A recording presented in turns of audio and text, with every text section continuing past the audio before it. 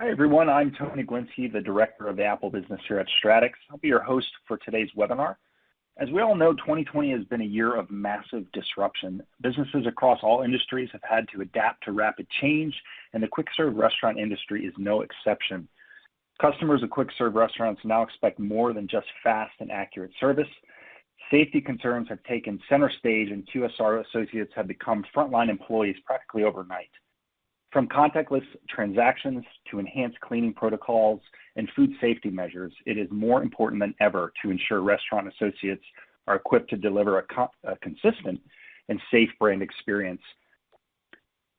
During our discussion today, we're going to take an in-depth look at some of the key challenges QSRs are facing in today's environment, how the role of the QSR associate has evolved, the key ingredients to an effective, scalable training program, and how to maximize ROI on mobile technology investments with Apple products and mobile-enabled training. Before we dive into our webinar, I'd like to introduce our panelists. So Peter Shara is our Senior Mobile Solutions Architect at Stratix. So welcome, Peter. Thanks, Tony, and happy to be on today.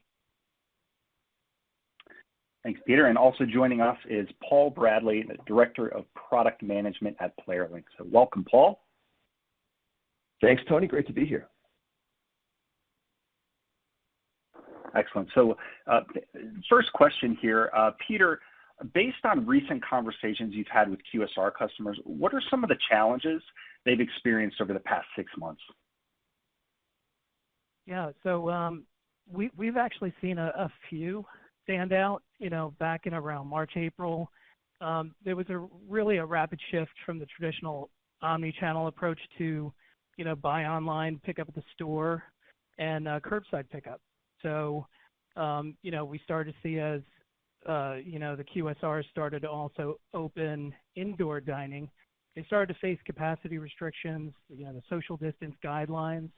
They had to deal with, as you mentioned, new disinfection procedures and contactless transactions in all parts of the business. What we've also seen is the request for kind of restaurant-in-the-box kits, leveraging Apple products. We've worked closely with these customers to rapidly prototype and put together these solutions with either Apple iPads or iPhones, leveraging Apple Business Manager, to put those kits together and get them out to the restaurants. So, we see these new initiatives and new drivers. I often call them use cases where they leverage mobile point of sale in areas and ways that they haven't used it before, like at the drive-through, extending out and taking payments to make sure that everything's convenient and fast for the customers, but also a safe experience for the customer.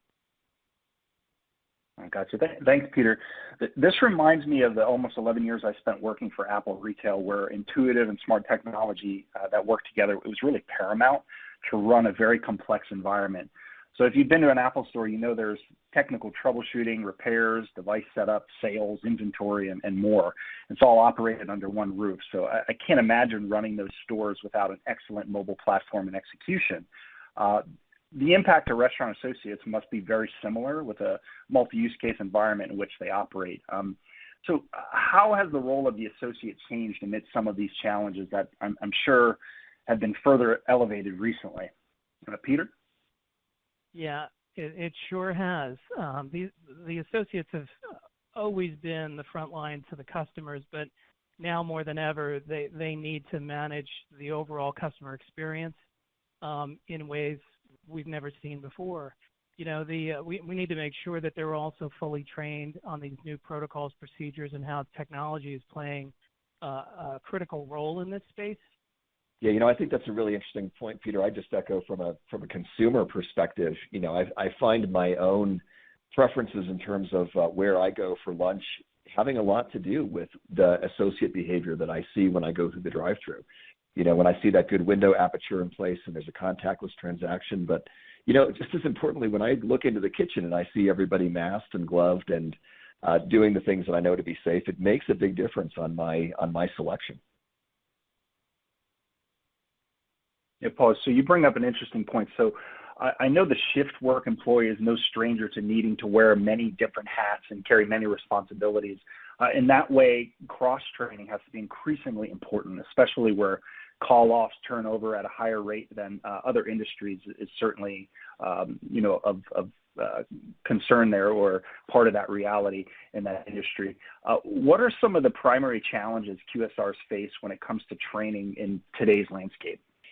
I think some of the challenges are ones that have existed for a long time, but we're really seeing them be accelerated or made more urgent today. One of the friction points that's been out there with training and learning for a long time is the persistence of paper-based training that still exists in a lot of environments. And you really have several challenges with that again, are not new.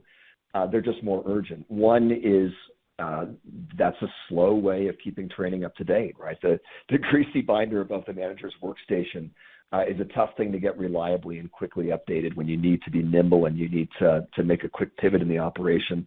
That's tough to sustain.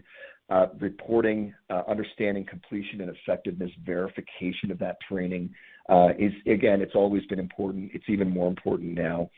And, at the end of the day, the effectiveness of that kind of training, right, especially as we move into a post-millennial Gen Z workforce, we need to get those skills inculcated quickly.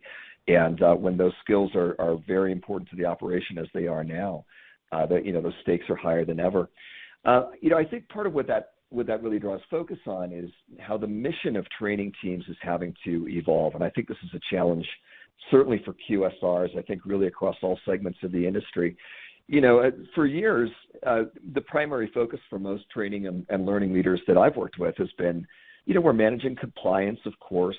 We're teaching some job-centric skills, some abilities that are necessary for the operation. And of course, we're communicating brand standards. I see training organizations now having to evolve into change management functions within the organization, really playing more of a critical operational support function as things change day to day, where on the one hand, consistency in terms of product, in terms of customer experience, in terms of brand experience is still very important. The environment is not consistent in itself, right? Training and protocols need to change and vary state by state, maybe market by market.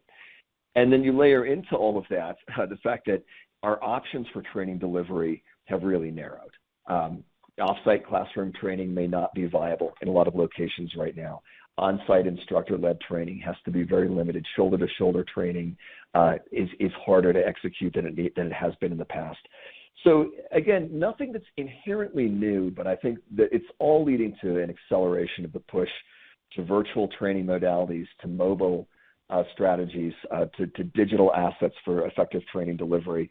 And, the big plus side of that for organizations that are starting to move that way or have already moved that way, again, pulling back to that verification, right? The ability to draw really good, usable, real-time data on how, our protocols around disinfection, social distancing, safety, whatever they may be, how quickly and how broadly those are being learned and adopted.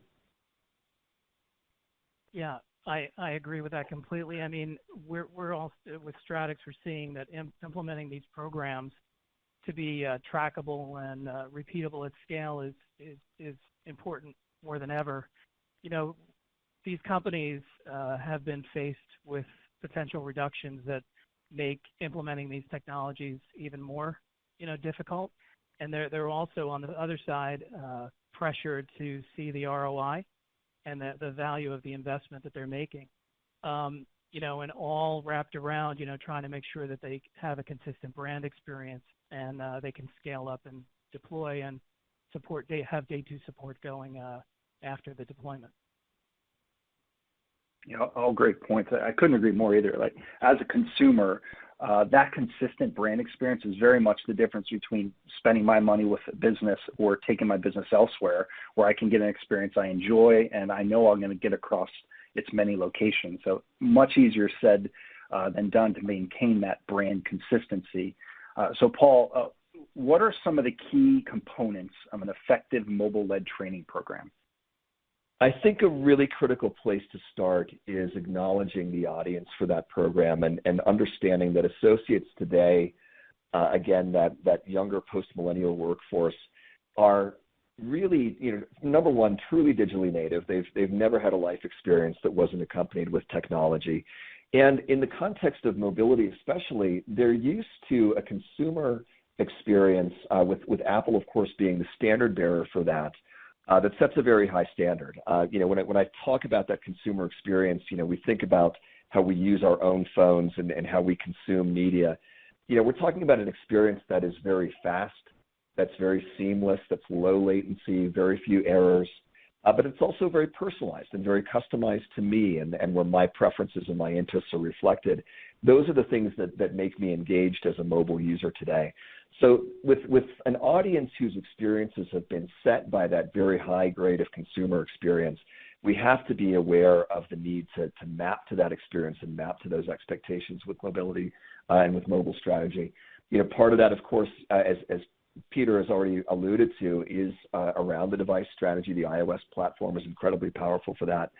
And if we leverage that, if we pull that off and we leverage those technologies effectively, I think we really do start to find a path towards some of the long-term issues that have been out there forever, retention being key among those.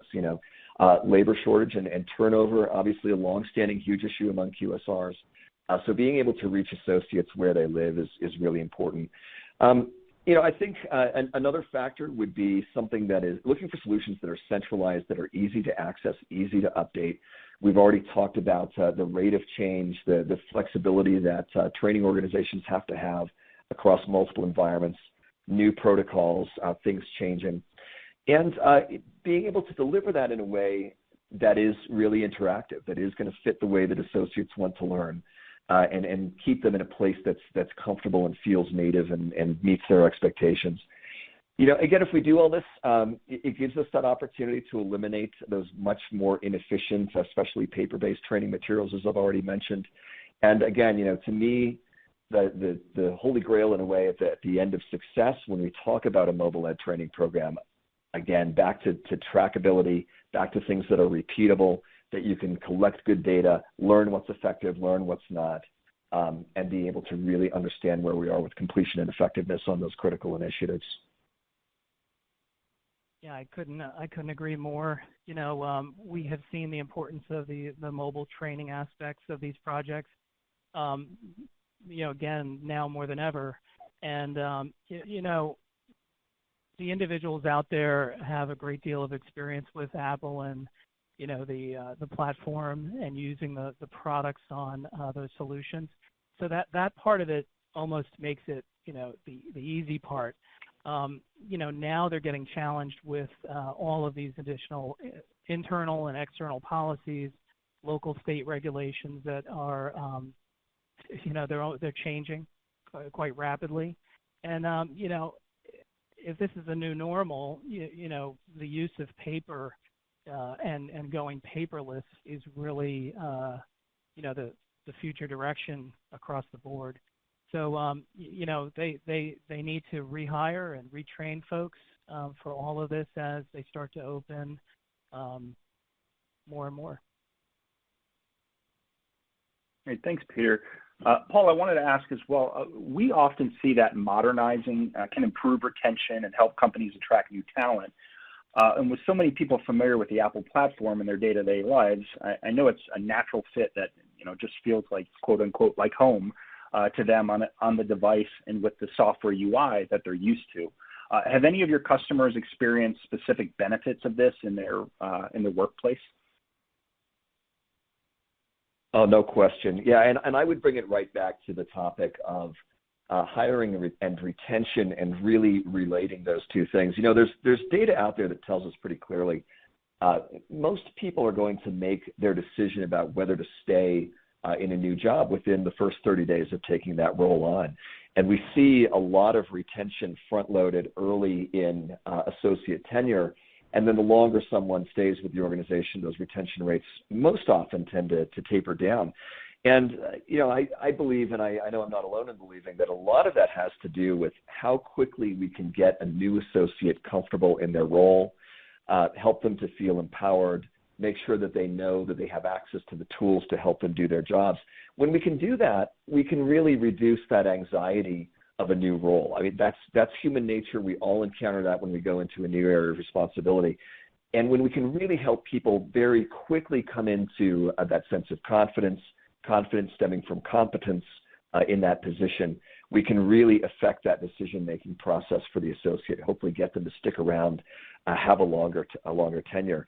And, you know, that's where a lot of the power of mobility in particular comes in, is, you know, when we can provide not just initial learning and skills acquisition, but continued reinforcement and support. And when that support can follow the employee into the job environment, into the performance environment, and be at their fingertips, it can really, really be a game changer.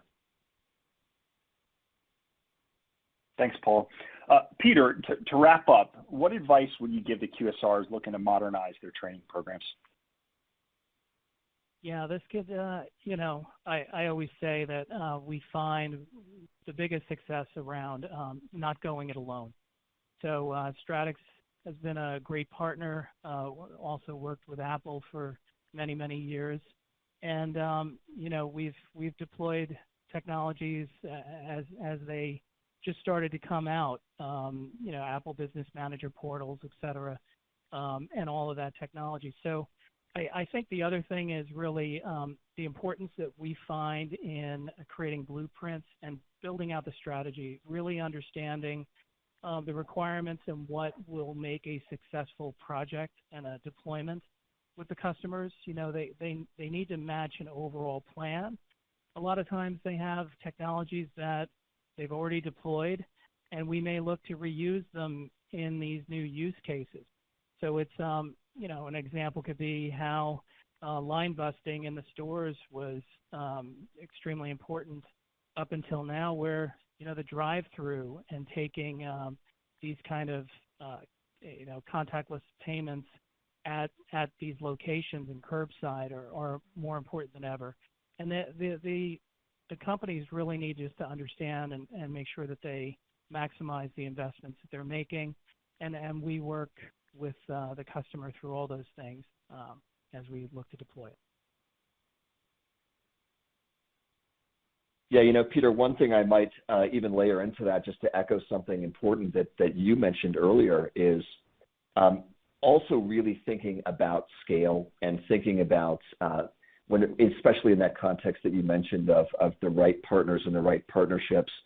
You know, as we hopefully resume positive growth across the industry, and of course for larger players in the industry where there are hundreds, even thousands of locations in play, you know, there is no shortage of complexity in being able to manage any type of technology, but particularly mobile technologies across that kind of scale and do that effectively. You know, at PlayerLync, we've been able to deploy our solution on over 25,000 Apple iPads in a single deployment over a course of several weeks.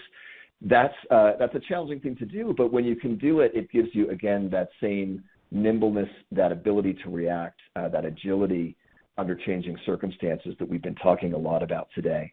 And I think keeping sight of scale of operation, scaling capabilities as one of those key components is definitely something not to lose sight of. All right. Well, thank you, Peter and Paul, for joining me. That's about all the time we have for today. A very insightful discussion, and it's been a pleasure learning from both of you today. For additional information around how to build a mobile-led training program that meets your restaurant's unique needs, please visit us at stratixcorp.com. Thanks for joining us today.